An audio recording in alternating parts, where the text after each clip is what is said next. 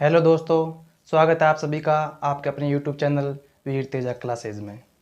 जैसे कि आप लोगों ने थंबनेल में देख लिया होगा कि हम संपूर्ण राजनीति विज्ञान करने वाले हैं। आप किसी भी एग्ज़ाम की तैयारी कर रहे हो तो इंडियन राजनीति आपके आएगी, इसलिए हम इंडियन राजनीति की शुरुआत करेंगे।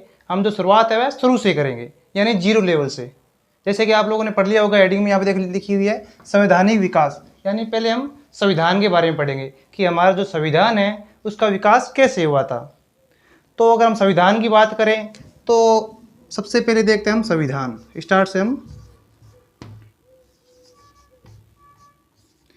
संविधान क्या है? एक दस्तावेज है। संविधान क्या है? एक दस्तावेज है। और इससे क्या होती है? हमारी सरकार संचालित होती है। जो हमारी सरकार चलती है वह किसके आधार पर चलती है? हमारे संविधान के आधार पर चलती है। अगर संविधान की बात करें तो संविधान ये क्या है? लिखित।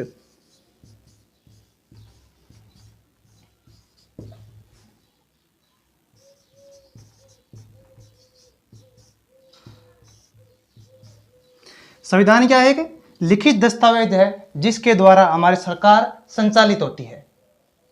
याद रहेगा कि संविधान क्या है? एक लिखित दस्तावेज है जिसके द्वारा हमारे संविधान एक क्या है? लिखित दस्तावेज है जिसके द्वारा हमारी सरकार संचालित होती है।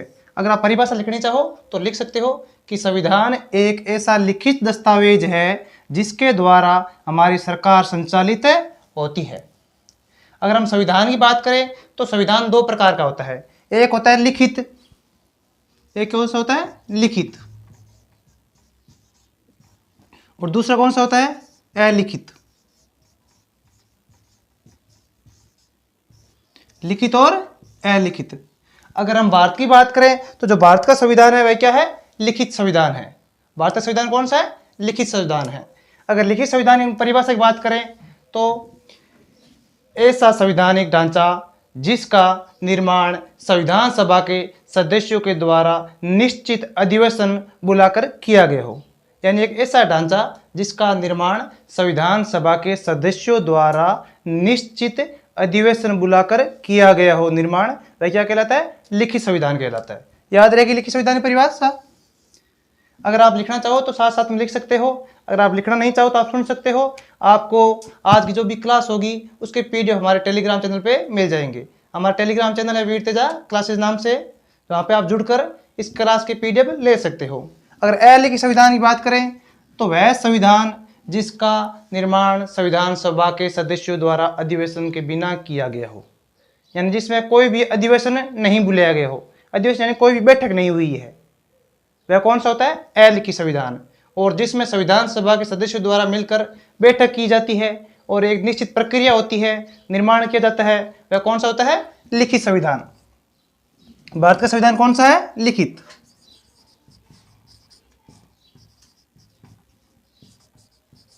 भारत का संविधान हमारा कौन सा है? लिखित है, याद रखना। अगर भारत के संविधान की बात करें तो हमारा संविधान लागू कैसे हुआ था? लागू कब हुआ था? तो छोटी मोटी पहले हम बातें कर लेते हैं। जैसे कि 26 जनवरी, आप सबको पता है कि 26 जनवरी 1950 को हमारा संविधान क्या हो गया था? लागू हो गया था। पर ये लागू हुआ था, संविधान बना कैसे था, इसकी जो प्रक्रिया है उस प्रक्रिया के बारे में हम बात करेंगे कि शुरुआत से स्टार्ट कैसे हुआ था। तो अगर संविधान की बात करें तो हम ईस्ट इंडिया कंपनी के बारे में पढ़ना पड़ेगा, ठीक है। और ईस्ट इंडिया कंपनी के समय का शासन और ब्रिटिश शासन दोनों को पढ़ना पड़ेगा। ईस्ट इंडिया कंपनी और ब्रिटिश शासन दोनों क्या था? अलग अलग था। तो उसके बारे में हमें पढ़ना पड़ेगा। अगर आप एक बार इनको देखना चाहें तो देख सकते हैं।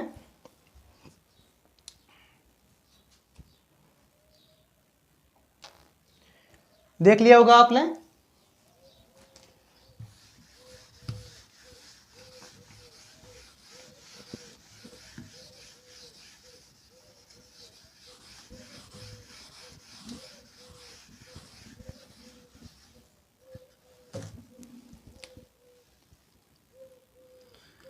भारत का संविधान की अगर बात करें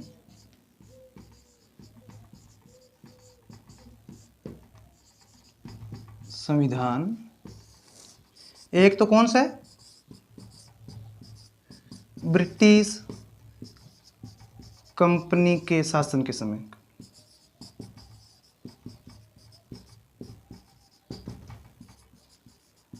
आप इसे EIC भी बोल सकते हो, ईस्ट इंडिया कंपनी के शासन के समय। ठीक है, एक कौन सा, ईस्ट इंडिया कंपनी के शासन के समय, और एक ब्रिटिश सरकार के समय, एक ब्रिटिश सरकार के समय की। हम दो की बात करने वाले हैं। 1857 तक, 1857 में जो क्रांति हुई थी तब तक तो जो हमारा शासन की जो प्रक्रिया थी वह कौन हैंडल कर रही थी, जो EIC कर रही थी, ईस्ट इंडिया कंपनी।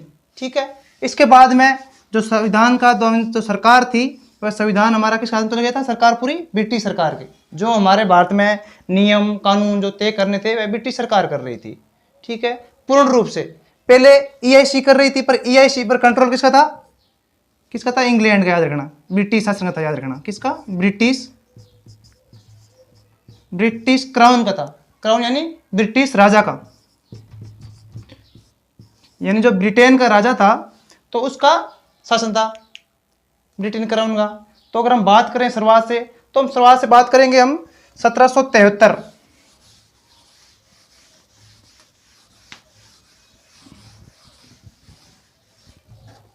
कब से स्टार्ट करेंगे, 1773 से। 1773 का एक्ट कौन सा था, आप मुझे बताइए जरा। 1773 का एक्ट से हम शुरुआत करेंगे। 1773 एक्ट कौन सा था, रेगुलेटिंग एक्ट।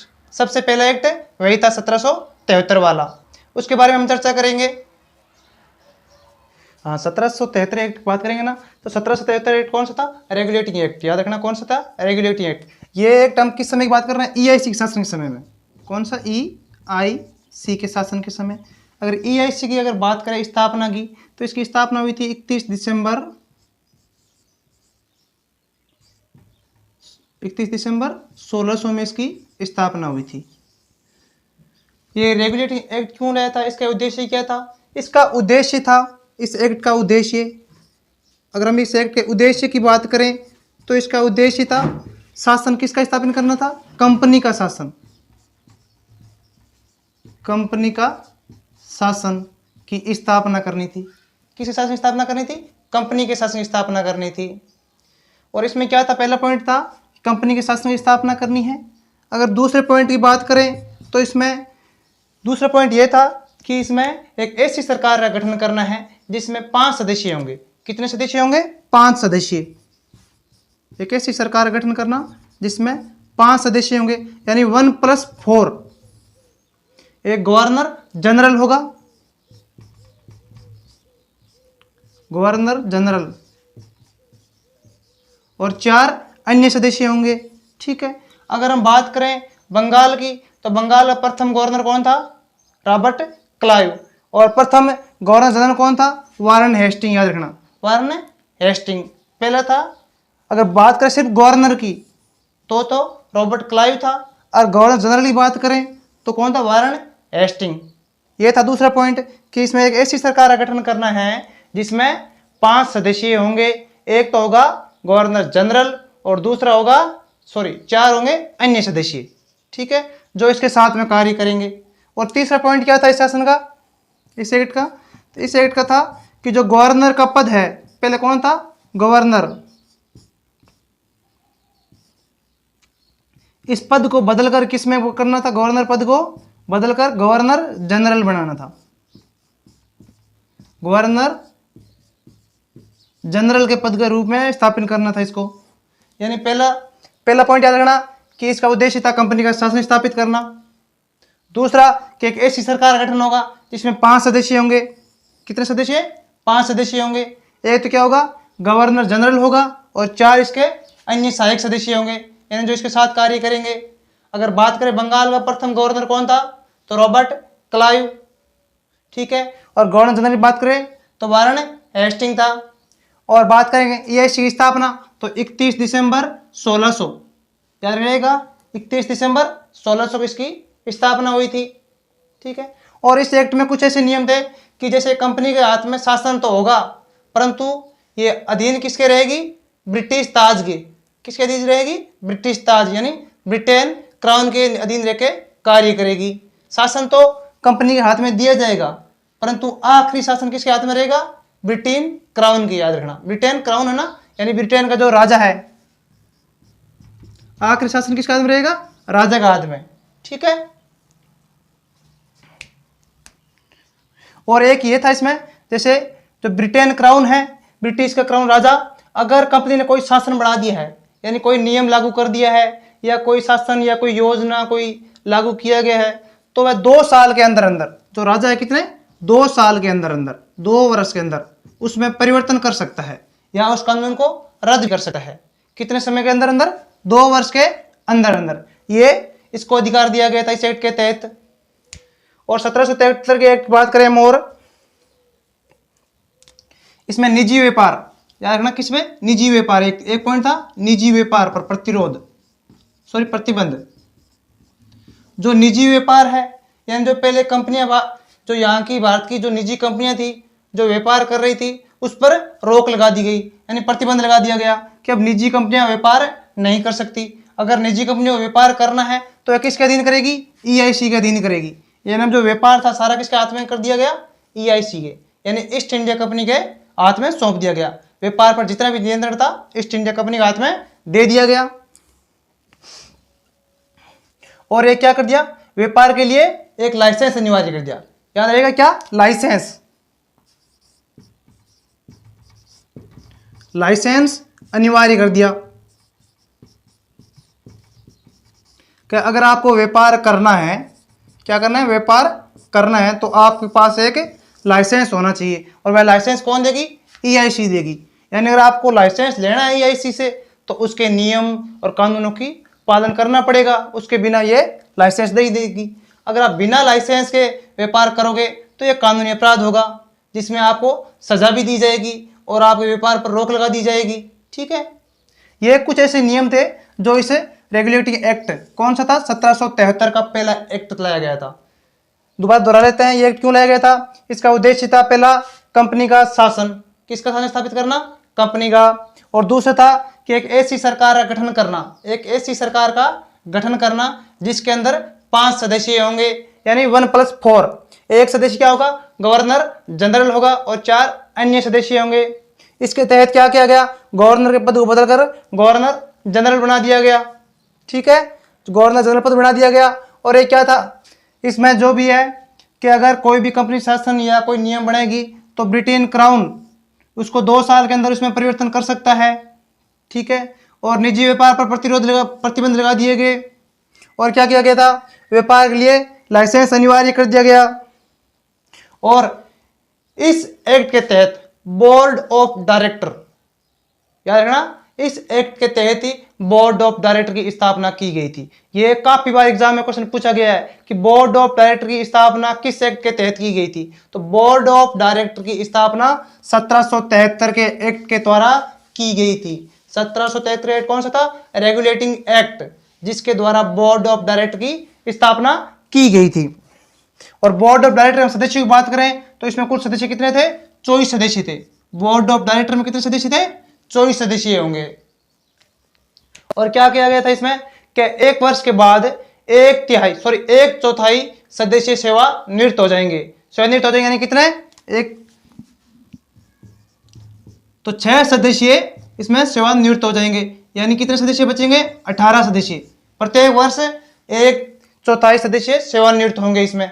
यानी जो 24 सदस्य रखे गए थे उनमें से 6 सदस्य क्या करेंगे? सेवानिवृत्त हो जाएंगे। उनकी जगह 6 और नए सदस्य आएंगे।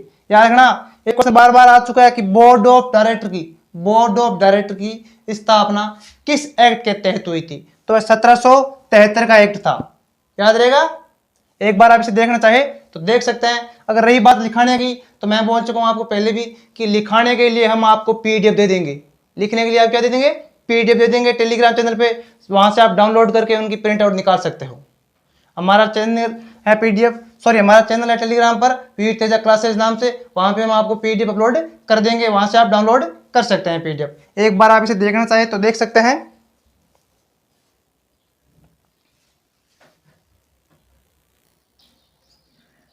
अगर आप चाहो तो इसका स्क्रीनशॉट खींचना चाहे तो आप स्क्रीनशॉट खींच सकते हैं। मैं थोड़ा साइड हो जाता हूं। अगर आप चाहो तो स्क्रीनशॉट ले सकते हो इसका।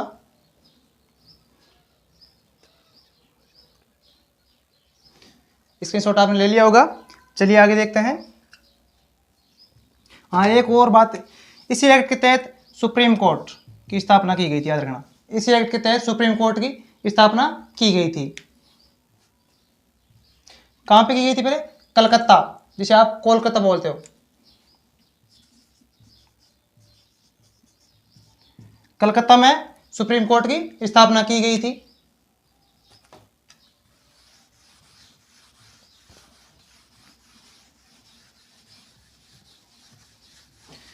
अगर अगले एक्ट की बात करेंगे तो अगला एक्ट हमारा रहने वाला है 1781 का एक्ट। कौन सा एक्ट रहेगा? 1781 का। 1781 एक्ट कौन सा था? आप लोग मुझे कमेंट बॉक्स में बताइए जरा कि 1781 एक्ट कौन सा था। किसी ने अगर पहले से पढ़ी हुई है राजनीति विज्ञान तो।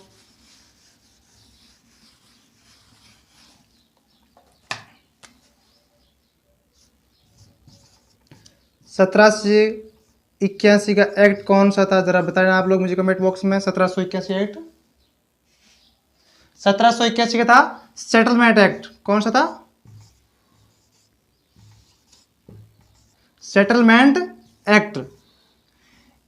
सेटलमेंट एक्ट का दूसरा नाम यह है Bengal judicature. Bengal judicature act भी कहता है इसे।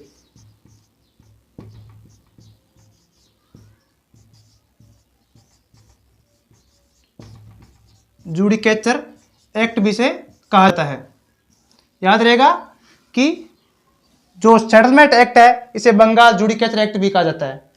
ये काफी बार एग्जाम आया हुआ है। इस एक्ट में लगभग यही पूछा जाता है कि जुडिकेचर एक्ट किसे कहा जाता है। तो सेटलमेंट एक्ट 1781 वाले को ही बंगाल जुडिकेचर एक्ट भी कहा जाता है। यह एक्ट क्यों लाया गया था कि जो 1773 का एक्ट था, कौन सा? 1773 का सेटलमेंट एक्ट, इसके अंदर जो कुछ कमियां रह गई, सॉरी 1773 एक्ट कौन सा था? Regulating act. 1773 रेगुलेटिंग एक्ट में जो कुछ कमी थी उस कमी को दूर करने के लिए ये सेटलमेंट एक्ट लाया गया था। कब लाया गया था ये? 1781 में। इसमें क्या कर दिया गया था कि अब जो सुप्रीम कोर्ट हमने पढ़ा था, सुप्रीम कोर्ट जो कहाँ पे थी? कलकत्ता में, ठीक है। ये प्रेसिडेंसी, इसे प्रेसिडेंसी भी कहते हैं कि भी प्रेसिडेंसी बंगाल, बिहार और ओडिशा, याद रहेगा, बंगाल,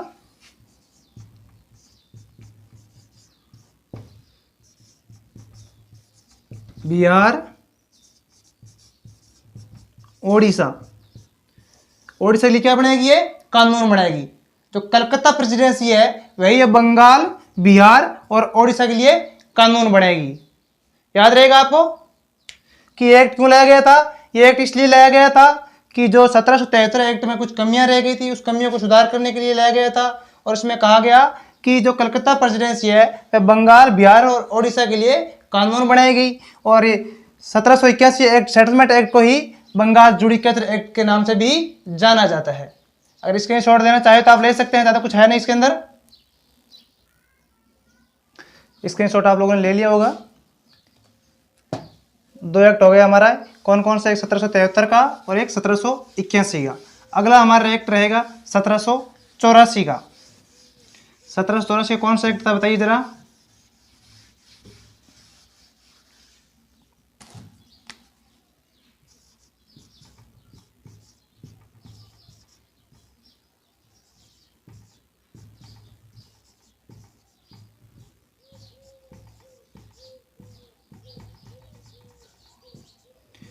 पिट्स इंडिया एक्ट 1784।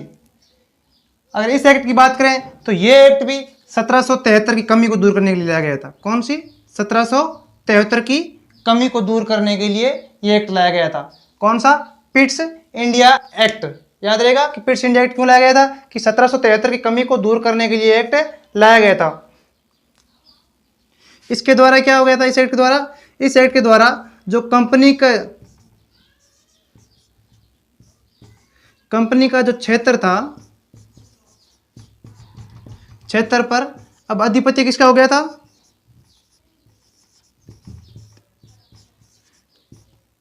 अधिपत्य हो गया ब्रिटिश सरकार का। याद रहेगा कि अब कंपनी का जो क्षेत्र था उस पर अधिकार किसका हो गया? ब्रिटिश सरकार का अधिकार हो गया।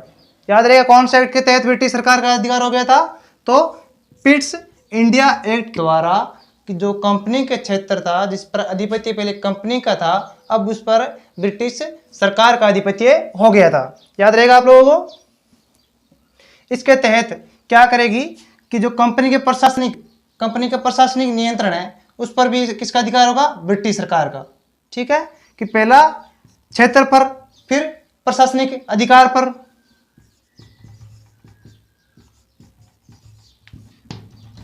अब जो कंपनी के अधिकार थे उस पर भी किसका हो गया, ब्रिटिश शासन का अधिकार होगा। याद रहेगा किसका, ब्रिटिश शासन का अधिकार रहेगा, कि इसके तहत कंपनी पर प्रशासनिक नियंत्रण ब्रिटिश सरकार का ही होगा। इसके तहत बोर्ड ऑफ कंट्रोल, याद रहेगा, बोर्ड ऑफ कंट्रोल की स्थापना की गई। नियंत्रण मंडल, क्या बोलते हो, नियंत्रण मंडल।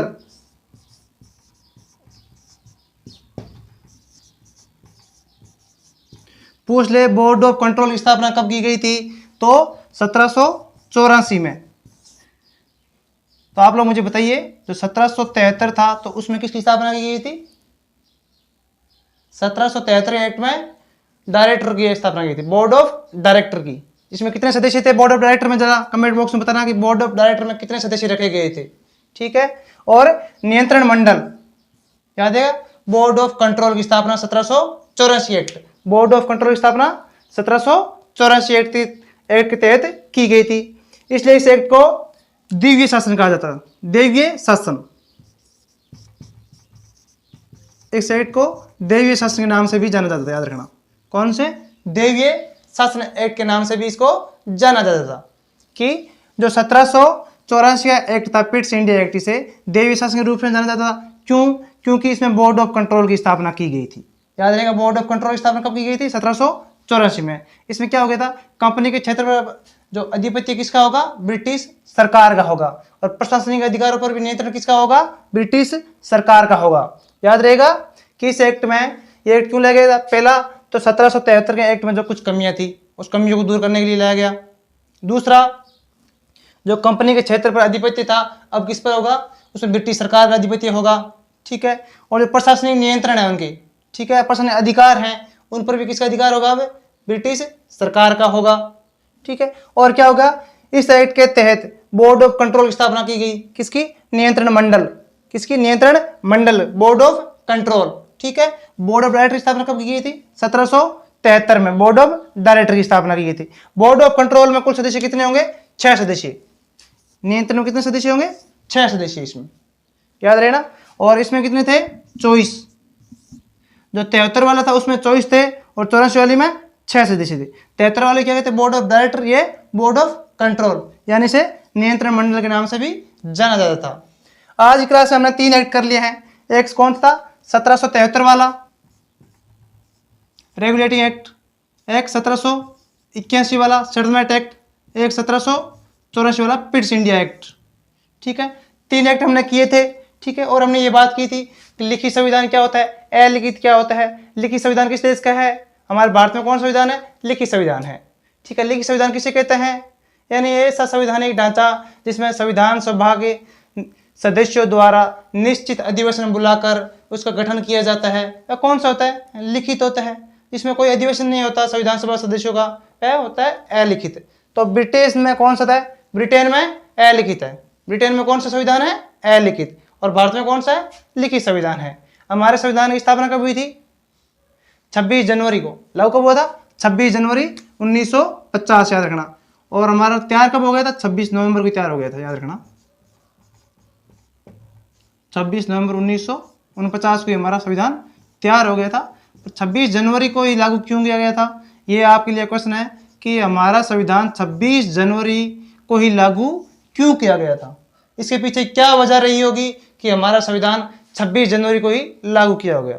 आप लोग इससे में अगर जवाब पता है तो कमेंट बॉक्स में मुझे बताइए, नहीं तो मैं आपको अगली क्लास में इसका जरूर बताऊंगा। 3 एक्ट कर लिए हमने, 3 एक्ट और हैं। ठीक है, EIC के। अभी हम कौन सा एक्ट कर रहे हैं, EIC वाले, याद रखना। EIC यानी ईस्ट इंडिया कंपनी वाले एक्ट कर रहे हैं अभी तक तो।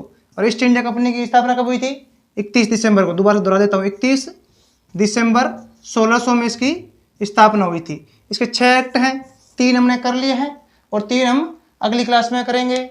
अगर आपको वीडियो अच्छा लगा है तो इस चैनल को लाइक करें, वीडियो को लाइक करें, चैनल को सब्सक्राइब करें और अपने दोस्तों में शेयर करना ना भूलें। जय हिंद, वंदे मातरम। जल्दी मिलते हैं अगली क्लास में।